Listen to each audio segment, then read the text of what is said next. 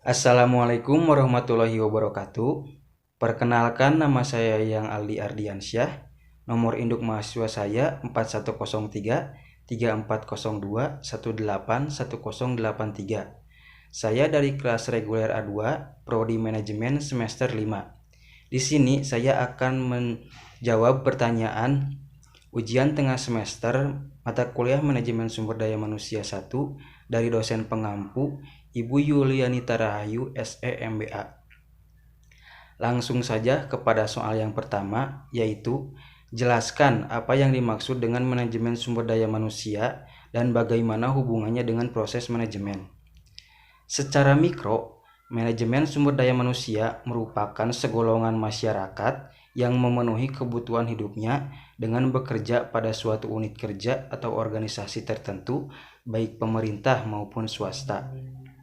Secara makro, manajemen sumber daya manusia merupakan keseluruhan potensi tenaga kerja yang terdapat di dalam suatu negara atau daerah, sehingga dapat menggambarkan jumlah angkatan kerja dari suatu negara atau daerah.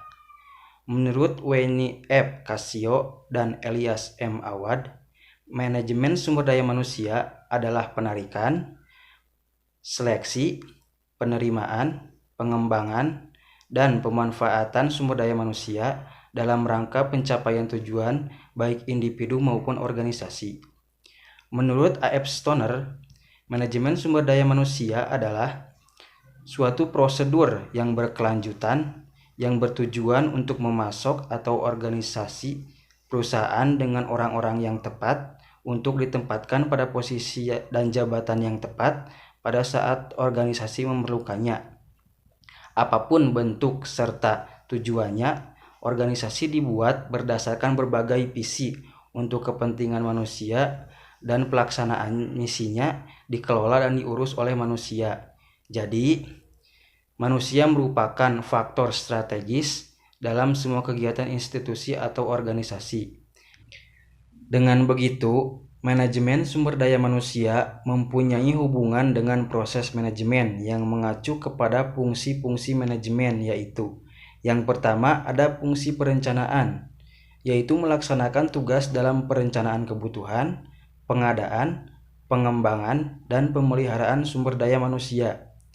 Yang kedua ada fungsi pengorganisasian, yaitu menyusun suatu organisasi dengan mendesain struktur dan hubungan antara tugas-tugas yang harus dikerjakan oleh tenaga kerja yang sudah dipersiapkan. Yang ketiga ada penyusunan staf, yaitu menentukan tipe orang yang harus dipekerjakan, merekrut calon karyawan, memilih karyawan, dan menetapkan standar prestasi. Yang selanjutnya ada fungsi kepemimpinan, yaitu mendorong orang lain untuk menyelesaikan pekerjaan, mempertahankan semangat kerja, dan memotivasi bawahan. Selanjutnya ada fungsi pengarahan, yaitu memberikan dorongan untuk menciptakan kemauan kerja yang dilaksanakan secara efektif dan efisien. Fungsi selanjutnya yaitu ada fungsi pengendalian, yaitu melakukan pengukuran-pengukuran antara kegiatan yang dilakukan dengan standar-standar yang telah ditetapkan, khususnya di bidang tenaga kerja. Karena sebagian atau seluruh tugas tentang penempatan personalia yang tepat untuk tugas yang tepat, orientasi, pelatihan, pemberian imbalan, promosi, pendisiplinan, serta penilaian kerja untuk perbaikan kinerja merupakan tugas setiap manajer. Dan aspek manajemen sumber daya manusia itu sangat strategis dan luas, sehingga manajemen sumber daya manusia melibatkan banyak aspek, terutama dengan faktor lingkungan internal organisasi atau kekuatan dan kelemahan, dan faktor lingkungan eksternal organisasi atau peluang dan ancaman. Lanjut kepada soal nomor yang kedua, yaitu soalnya berikan contoh mengenai bagaimana konsep dan teknik manajemen sumber daya manusia dapat berguna bagi semua manajer. Konsep dan teknik manajemen sumber daya manusia dapat berguna bagi semua manajer. Yang pertama ada melakukan analisis pekerjaan atau menentukan pekerjaan bagi setiap karyawan. Yang kedua, ada merencanakan kebutuhan tenaga kerja dan merekrut calon karyawan. Yang ketiga, ada memilih calon karyawan. Keempat, mengorientasikan dan melatih karyawan-karyawan baru. Yang kelima, mengatur upah dan gaji atau memberikan kompensasi kepada karyawan. Yang keenam, memberikan insentif dan keuntungan. Yang ketujuh, berkomunikasi, yaitu mewawancarai, memberikan konseling, dan memberikan disiplin kepada para calon karyawan. Yang selanjutnya ada melatih dan mengembangkan para manajer. Dan yang terakhir ada membangun komitmen karyawan. Lanjut kepada soal yang berikutnya, yaitu soal nomor 3. Soalnya yaitu, jelaskan bagaimana Anda akan melakukan sebuah analisis pekerjaan. Kalau dari saya, ada beberapa tahapan dalam melakukan sebuah analisis pekerjaan. Tahap yang pertama yaitu ada persiapan analisis pekerjaan. Di dalam persiapan analisis pekerjaan, ada yang namanya identifikasi pekerjaan. Identifikasi pekerjaan itu adalah proses identifikasi pekerjaan yang bergantung pada besar kecilnya perusahaan. Pada perusahaan yang berskala kecil, proses identifikasinya lebih sederhana dibandingkan dengan perusahaan yang berskala besar. Selanjutnya ada penyusunan daftar pertanyaan. Ketika akan menganalisis pekerjaan, kita harus ada pertanyaan untuk acuan, mengetahui aspek-aspek atau poin-poin penting terhadap pekerjaan tersebut. Tahap selanjutnya yaitu tahap kedua. Di dalam tahap kedua itu yaitu pengumpulan data. Dalam tahap kedua terdapat yang pertama ada observasi. Observasi adalah melakukan pengamatan langsung terhadap karyawan itu sendiri selama melaksanakan pekerjaannya. Yang kedua ada wawancara, yaitu dengan mewawancarai karyawan, baik pada yang berposisi sebagai karyawan biasa maupun sebagai atasan langsung, sehingga dapat memeriksa kebenaran informasi yang diterima. Selanjutnya ada kuesioner. Kuesioner akan memungkinkan banyak pekerjaan dapat dipelajari secara bersamaan dengan pengeluaran atau biaya yang relatif terjangkau. Yang terakhir pada tahap kedua adalah adanya kombinasi. Kombinasi yaitu gabungan dari seluruh metode mulai dari identifikasi pekerjaan sampai kuesioner untuk memperoleh data yang akurat dan dapat dipercaya kebenarannya. Nah, di tahap yang terakhir yaitu ada tahap ketiga. Tahap ketiga ini yaitu penyempurnaan data. Penyempurnaan data yaitu sebuah analisis memilih data yang dipakai atau yang tidak dipakai, menyaring data yang relevan atau yang tidak relevan, kemudian mereview informasi yang terkumpul bersama dengan orang-orang yang bersangkutan dalam pekerjaan agar siap digunakan dalam berbagai bentuk seperti deskripsi pekerjaan, spesifikasi pekerjaan, dan standar-standar pekerjaan yang lainnya. Untuk soal nomor 4, yaitu apakah menurut Anda semua perusahaan benar-benar dapat berhasil tanpa deskripsi pekerjaan yang terperinci? Berikan alasannya jika jawabannya ya atau tidak. Menurut saya, tidak akan berhasil. Mengapa? Karena apabila perusahaan tidak menggunakan deskripsi pekerjaan yang terstruktur atau terperinci, perusahaan tidak akan berhasil dalam mengelola si perusahaan itu sendiri. Sesuai dengan prinsip manajemen sumber daya manusia, yaitu ada slogannya yaitu the right person in the right place at the right time.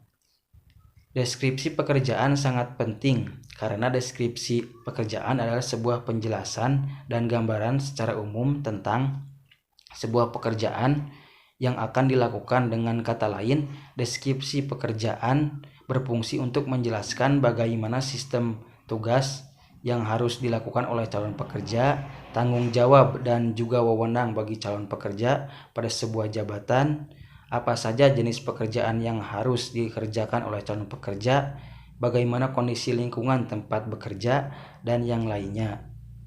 Dengan begitu, sebuah perusahaan harus mempunyai rincian pekerjaan, karena deskripsi pekerjaan yang mempunyai rincian menjadi poin penting bagi kelangsungan keberhasilannya sebuah perusahaan, dan agar perusahaan tersebut bisa berjalan dengan lancar untuk mencapai tujuan perusahaan itu sendiri. Lanjut kepada soal nomor 5. Soal nomor 5 yaitu jelaskan secara singkat setiap langkah dalam proses rekrutmen dan seleksi. Menurut saya, proses dalam pelaksanaan rekrutmen dan seleksi biasanya terdiri dari beberapa langkah atau tahapan. Langkah yang pertama yaitu ada mengidentifikasi jabatan yang lowong dan berapa jumlah tenaga kerja yang diperlukan. Proses rekrutmen dimulai pada saat adanya bidang pekerjaan baru di perusahaan itu.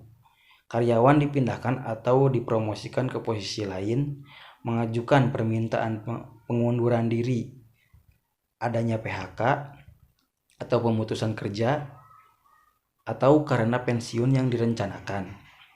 Dengan melihat dari beberapa hal tersebut dan mencocokkannya dengan perencanaan sumber daya manusia yang sudah tersusun, jika ada, tanda kutip jika ada, maka akan diketahui jabatan apa saja yang sedang lowong dan berapa jumlah tenaga kerja yang dibutuhkan untuk mengisi jabatan tersebut. Yang kedua, adanya mencari informasi jabatan melalui analisa jabatan. Untuk memperoleh uraian jabatan atau job description dan spesifikasi jabatan atau job specification sebagai landasan dan dalam membuat persyaratan jabatan. Persyaratan jabatan harus dibuat secara hati-hati dan sejelas mungkin agar dalam penerapannya nanti tidak ditemukan permasalahan-permasalahan yang mengganggu proses selanjutnya. Poin selanjutnya yaitu jika persyaratan jabatan telah tersusun, maka langkah berikutnya adalah menentukan di mana kandidat yang tepat harus dicari. Ada dua alternatif untuk mencari kandidat, yaitu dalam perusahaan atau dari luar perusahaan. Jika diambil dari dalam perusahaan, apabila kebutuhan staf untuk masa yang akan datang telah direncanakan, maka perlu juga diketahui siapa kira-kira karyawan yang ada saat ini yang dapat dipindahkan atau dipromosikan. Jika kandidat harus dicari dari luar perusahaan, maka perlu dipertimbangkan atau mempertimbangkan kembali dengan cermat secara metode rekrutmen yang tepat untuk mendapatkan kandidat tersebut yang sesuai. Poin selanjutnya yaitu memilih metode-metode rekrutmen yang paling tepat untuk jabatan. Memilih metode rekrutmen yang paling tepat untuk jabatan yaitu ada banyak metode rekrutmen dalam perusahaan untuk melakukan rekrutmen seperti iklan, job posting program, walk-in dan write-in, departemen employees, agen penempatan tenaga kerja, lembaga pendidikan, organisasi buruh, rekomendasi dari karyawan, dan yang lainnya. Perusahaan juga dapat memilih lebih dari satu metode tergantung situasi dan kondisi yang terjadi saat itu. Poin yang selanjutnya ada memanggil kandidat-kandidat yang dianggap memenuhi persyaratan jabatan. Mengumpulkan berkas-berkas lamaran dari calon pekerja dan meminta calon pekerja untuk mengisi formulir lamaran pekerjaan yang telah disediakan untuk selanjutnya diproses dalam tahap seleksi. Poin yang selanjutnya ada menyaring atau menyeleksi kandidat. Prosedur seleksi perlu dilakukan jika yang pertama, pelaksanaan tugas pada jabatan yang akan diisi memerlukan ciri-ciri fisik dan psikis tertentu yang dimiliki oleh setiap orang. Yang kedua, ada lebih banyak kandidat yang tersedia dibandingkan dengan jumlah jabatan yang akan diisi. Ada banyak teknik dan atau metode seleksi yang dapat digunakan oleh perusahaan. Hal terpenting untuk diperhatikan adalah bahwa masing-masing teknik seleksi mengukur karakteristik tertentu sehingga akan memberi informasi yang berbeda mengenai kandidat. Pemilihan suatu teknik atau metode dalam prosedur seleksi sangat bergantung kepada ciri-ciri pekerjaan, validitas dan reliabilitas metode, presentasi calon yang terseleksi, dan biaya penggunaan teknik tertentu. Beberapa teknik seleksi yang sering digunakan adalah formulir lamaran, data biografi, referensi, dan rekomendasi, mewawancarai atau wawancara, tes kemampuan dan kepribadian, tes psikologis atau tes fisik, tes simulasi pekerjaan, dan assessment center. Poin yang selanjutnya ada membuat penawaran kerja. Setelah proses seleksi dianggap cukup dan petugas rekrutmen sudah dapat menentukan kandidat terbaik untuk jabatan tertentu, maka selanjutnya perlu dipersiapkan penawaran kerja. Termasuk di sini adalah mempersiapkan perjanjian kerja, memperkenalkan secara lebih mendalam tentang peraturan dan kondisi kerja di perusahaan, dan memastikan kapan kandidat akan mulai bekerja. Hal terpenting dalam tahapan ini adalah petugas merekrut harus menyiapkan kandidat cadangan untuk berjaga-jaga kalau ada kandidat pertama yang menolak tawaran kerja atau terjadi hal-hal yang terduga. Dan tahap terakhir yaitu mulai bekerja. Setelah kandidat menerima penawaran kerja pada saat sudah menjadi pegawai, maka yang bersangkutan masih perlu dibantu agar ia dapat bekerja secara optimal dan bertahan untuk waktu yang lama. Pegawai yang bersangkutan harus bekerja secara optimal dan bertahan untuk waktu yang lama. Yang bersangkutan itu harus dimonitor dan dinilai kinerjanya secara teratur, serta diberikan pelatihan dan pengembangan. Pada tahap ini, petugas rekrutmen perlu mengkaji ulang cara-cara yang dipakai dalam merekrut dan menyeleksi pegawai atau karyawan tersebut. Hal ini sangat penting demi mencegah masalah-masalah yang mungkin timbul setelah pegawai diterima bekerja di sebuah perusahaan. Nomor 6, kepada soal nomor 6 yaitu, untuk jenis pekerjaan apakah menurut Anda wawancara tidak terstruktur menjadi bentuk yang paling tepat? Jelaskan alasannya. Sebelum kepada pembahasan yaitu wawancara yang paling tepat dari wawancara terstruktur seperti apa, saya akan mencoba menjelaskan dahulu apa yang dimaksud dengan wawancara tidak terstruktur. Wawancara tidak terstruktur adalah wawancara yang tidak memiliki arahan pembicaraan yang jelas.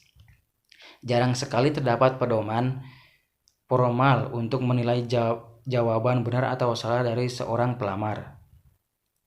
Kelebihannya, pada saat wawancara, pembicaraan akan berlangsung dalam suasana yang bebas dan santai. Akan tetapi, ada kelemahannya juga, yaitu pada saat melakukan wawancara, pembicaraan tidak akan fokus sehingga akan mudah menyimpang ke arah yang lain. Dan untuk wawancara yang tidak struktur yang paling tepat, kalau menurut saya, yaitu jenis pekerjaan yang paling tepat untuk wawancara tidak terstruktur adalah pekerjaan di bidang UMKM seperti bidang kuliner, bidang teknologi, otomotif, agrobisnis, dan yang lainnya. Mengapa demikian? Karena dalam pekerjaan di bidang UMKM atau usaha mikro kecil menengah, Biasanya beberapa pengusaha atau wirausaha baru itu baru membuka lowongan pekerjaan. Jadi dalam segi perspektif pekerjaannya juga masih dibilang sangat sempit dan struktur organisasinya juga masih sedikit, seperti adanya manajer, karyawan kepercayaan atau karyawan lama biasanya ada itu, dan yang terakhir adanya karyawan baru atau karyawan kedua bisa dibilang. Nah, dalam segi wawancaranya pun cenderung tidak formal, standar dan tidak teratur. Karena dalam menggali informasi mengenai calon pekerjanya, rata-rata seorang HRD dalam wawancara tidak terstruktur tersebut menanyakan perihal mengenai pengalaman bekerja, aktivitas keseharian selama tidak bekerja seperti apa, dan yang lain sebagainya. Banyak pertanyaannya gitu. Dalam wawancara tidak terstruktur juga, HRD lebih suka pada calon pekerja yang menjelaskan keahlian serta kreativitas yang dimiliki calon pekerja dengan keadaan yang nyaman seperti sedang mengobrol. Jadi si pewawancaranya juga tidak mempunyai rasa tegang ketika saat diwawancara, yang akan mengakibatkan kreativitas dan inovasi semua sampai ke kemampuan si pewawancaranya akan keluar dengan sendirinya gitu, karena tidak ada ketegangan yang menyelimuti. Contoh lainnya yaitu SPG atau Sales Promotion Girl dan SPB atau Sales Promotion Boy. Karena dalam jenis pekerjaan ini hampir semua orang bisa melakukannya, dan pada saat perekrutan di mana HRD hanya melihat bagaimana cara mereka berkomunikasi si pelamar SPG atau SPB tersebut. Apakah mereka mampu menarik perhatian orang-orang sekitar atau tidak. Karena menjadi SPG dan SPB itu harus mempunyai cara berkomunikasi yang baik untuk menarik konsumen pada saat akan membeli atau memakai produk atau jasa tersebut. Untuk pertanyaan terakhir yaitu pertanyaan nomor 7, jelaskan mengapa penetapan kebijakan kompensasi harus sejalan dengan strategi bisnis perusahaan. Kompensasi itu kan harus berjalan secara teratur atau sejalan dengan strategi bisnis perusahaan, karena agar tujuan dari perusahaan itu tercapai. Jika tidak, maka tujuan perusahaan tidak dapat tercapai sebagaimana mestinya. Pemberian kompensasi bukan hanya memberikan dan membagikan upah atau gaji kepada seluruh karyawan atau staf di sebuah perusahaan, akan tetapi ada hal penting, yaitu harus memperhatikan kemampuan perusahaan serta produktivitas kerja karyawan serta aspek-aspek lainnya yang berhubungan dengan kebijakan kompensasi itu sendiri. Contoh untuk kompensasi yaitu di sebuah perusahaan dealer mobil, ambil saja di bagian staf marketing. Nah, pada bagian staf marketing tersebut, kompensasi yang diberikan kepada staf marketing tersebut berdasarkan hasil penjualan yang mereka capai. Dengan begitu, orientasi yang dilakukan oleh staf marketing itu berupa profit atau keuntungan yang akan mereka capai gitu. Apabila karyawan yang diberikan atau staf marketing atau kepada semua karyawan sama, diberikan gaji yang sama, maka penjualan pasti akan tidak maksimal atau tidak stabil dari perusahaan tersebut. Sekian presentasi atau jawaban dari pertanyaan ujian tengah semester mata kuliah manajemen sumber daya manusia dari saya. Kurang lebihnya mohon maaf apabila ada salah-salah kata. Terima kasih. Wassalamualaikum warahmatullahi wabarakatuh.